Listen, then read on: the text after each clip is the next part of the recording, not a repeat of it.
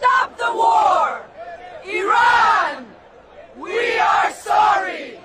We want peace! বোধোদয় হচ্ছে ইসরায়েলের। তারা বুঝতে পেরেছে ইরান কোনো সহজ প্রতিপক্ষ নয়, তাই দ্রুত যুদ্ধ শেষ করতে চান বেনিয়ামিন নেতানিয়াহু। এরই মধ্যে ইসরায়েলের হয়ে যুক্তরাষ্ট্র এ বার্তা মধ্যপ্রাচ্যের মিত্রদের মাধ্যমে ইরানের কাছে পৌঁছে দিয়েছে। ইরান যুদ্ধে জড়ানো যে গলার কাটা হয়ে দাঁড়িয়েছে তা বুঝতে পারছে যুক্তরাষ্ট্র। জানানো হয়েছে ইরান বিষয়ে কূটনীতিতে প্রেসিডেন্ট ডোনাল্ড ট্রাম্প এখনো আগ্রহী, কিন্তু বরফ গলছে না ইরানের। এখনো অনড় অবস্থানে রয়েছে দেশটি। মার্কিন সংবাদ মাধ্যম ওয়াল স্ট্রিট জার্নাল ও হোয়াইট হাউস সূত্রে এসব তথ্য জানা গেছে।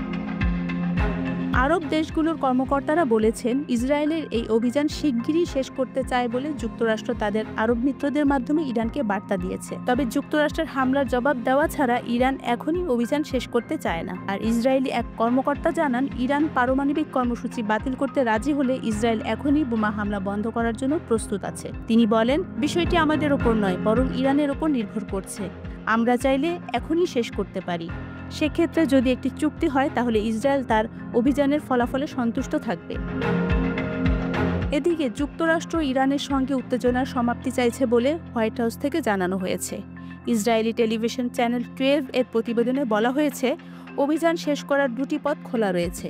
প্রথমত, ইসরায়েল একতরফাভাবে ঘোষণা করতে পারে যে তারা তাদের যুদ্ধ লক্ষ্য অর্জন করেছে এবং ইরান ক্ষেপণাস্ত্র হামলা বন্ধ করেছে। দ্বিতীয়ত, উভয় পক্ষই যুদ্ধবিরতিতে সম্মত হয়েছে বলে যুক্তরাষ্ট্র ঘোষণা দিতে পারে, যদিও ইসরায়েল এটিকে কম গ্রহণযোগ্য হিসেবে মনে করে।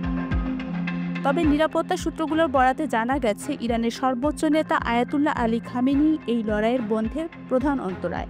ইসরায়েল ও যুক্তরাষ্ট্রকে সমুচিত জবাব দিতে চায় তার দেশ। এছাড়া ইরানের শিক্ষা ও গবেষণা বিষয়ক উপপররাষ্ট্রমন্ত্রী সাইদ খাতিবজাদে জানিয়েছেন পারমাণবিক স্থাপনাগুলোর উপর যুক্তরাষ্ট্রের হামলার জবাবে কিভাবে প্রতিক্রিয়া জানানো হবে সে সিদ্ধান্ত ইরান নিজের মতো করেই নেবে। মধ্যপ্রাচ্যে মার্কিন সামরিক ঘাঁটিগুলোতে ইরানের হামলার সম্ভাবনাও উড়িয়ে দেওয়া যায় না।